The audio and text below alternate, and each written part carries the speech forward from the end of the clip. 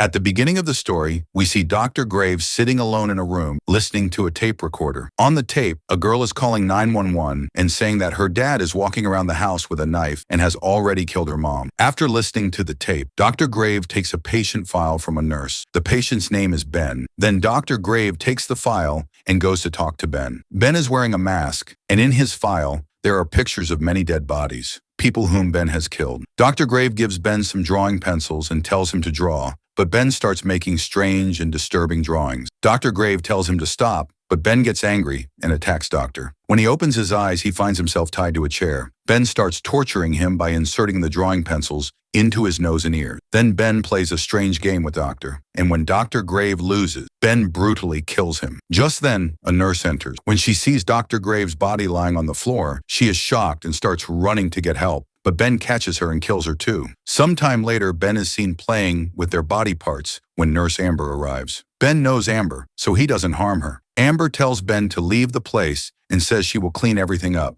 She quickly gives Ben clean clothes and a card and helps him escape. Ben runs away and reaches a house where a teenage boy is putting on Joker makeup for a rehearsal. Ben breaks into the house, attacks the boy, and then makes himself look like the boy. He puts on the Joker makeup and wears the boy's clothes. Then Ben cuts off the boy's hand and draws something on the mirror using the blood. Meanwhile, Amber cleans the crime scene very well and puts a caution note on the door so no one enters. Then she secretly changes Ben's files and puts all the blame on a nurse named Zan, saying that he was on duty that day and helped Ben escape. When Zan finishes work and is on his way home, Amber stops him and tells him the whole story. She blackmails him, saying they could both go to jail, so they have to destroy all the evidence. Nurse Zan has no other option left, so he agrees. The next morning on Halloween Day, we see a girl named Cassie who lives near the jungle with her brother Franklin and her dad, the same place where Ben had killed that boy in the evening. As usual, Cassie wakes up early and goes for a long morning walk, then returns home. Her brother comes into her room and tells her that their dad is calling her downstairs for breakfast. While saying this, Franklin notices Cassie's bow and arrows, which are very well made. Then both of them go downstairs for breakfast. Their dad joins them too. Their dad tells them about the murder that happened nearby, committed by Ben. He warns Cassie and Franklin to be careful. Cassie quickly finishes her breakfast and heads to her room to get ready for school. After that, Franklin and Cassie say goodbye to their dad and leave for school. At school, the students are talking about costume choices for the Halloween party.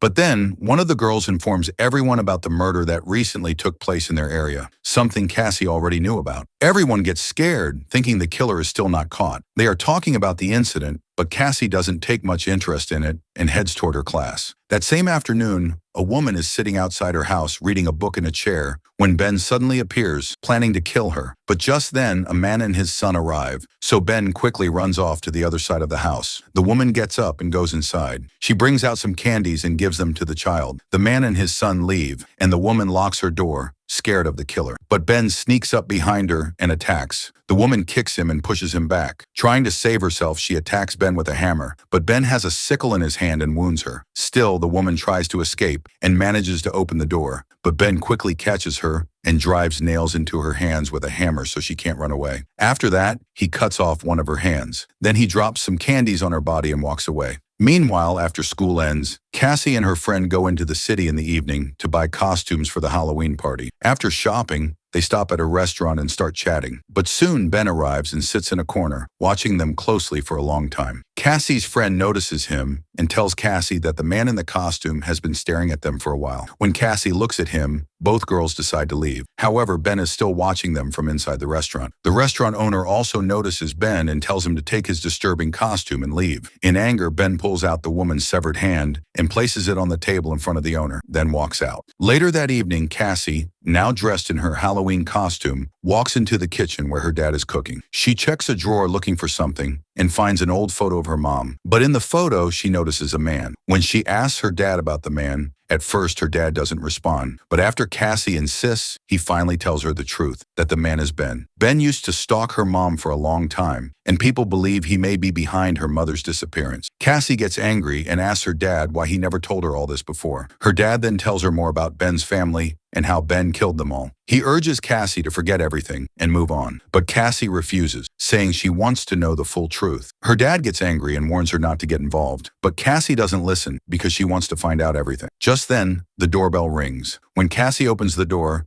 She's relieved to see it's just her friend, already dressed for the party. The two girls leave together for the Halloween party. After Cassie leaves, her dad is alone at home. He closes the door, but suddenly, Ben appears behind him and attacks him with a knife. Ben then removes his organs and prepares to leave. But just then, Franklin returns home and sees Ben leaving. Franklin rushes inside and finds his dad lying dead on the floor. Crying, he calls 911 for help and also tries calling Cassie, but due to the loud noise at the party, she doesn't hear her phone ring. While all the teenagers are enjoying the Halloween party, Ben also arrives there. As a boy is heading to the bathroom, he bumps into Ben and pushes him aside before going in. In anger, Ben follows him inside and kills him in a very brutal way. A little while later, as Cassie and her friend are enjoying their drinks, Franklin also arrives at the party and tells Cassie everything that happened. Just then, Franklin notices Ben and says to Cassie, "That's the man who came into our house and killed Dad." The two of them follow Ben outside, but they don't see anyone there. Suddenly, Ben sneaks up from behind and hits Cassie on the head, knocking her unconscious. Franklin, seeing this, picks up a stick and hits Ben, but it has no effect. Ben then stabs Franklin with a knife and kills him. Then he takes the unconscious Cassie to an old factory. A security guard nearby hears something and starts checking the area. But Ben kills him too. When Cassie regains consciousness, she finds her hands tied. She sees Ben in front of her and is filled with fear. Ben picks up some candies and tries to offer them to her, but Cassie cries and says, "Let me go. I don't want your candies." Then Ben shows her a necklace, and Cassie immediately recognizes it. It belonged to her mom. She becomes even more terrified. While Ben is selecting a knife to kill her, Cassie secretly uses a small blade to cut the rope on her feet and tries to escape, but Ben catches her again. This time, Cassie stabs him with the knife and runs again, but Ben doesn't stop chasing her. Injured, Cassie rests for a moment, but as soon as she sees Ben again, she gets up and runs. While running, she starts shouting for help, which reveals her location to Ben. After hiding for a while, Cassie finds the dead body of the security guard and picks up his knife. To distract Ben, she throws something in another direction. When Ben goes to check, Cassie attacks him from behind and stabs him repeatedly, continuing until she believes Ben is finally dead. She then uses a telephone nearby to call 911 for help. But just then, Ben, who's still alive, starts crawling toward her. In rage, Cassie picks up a large hammer lying nearby and kills Ben with it.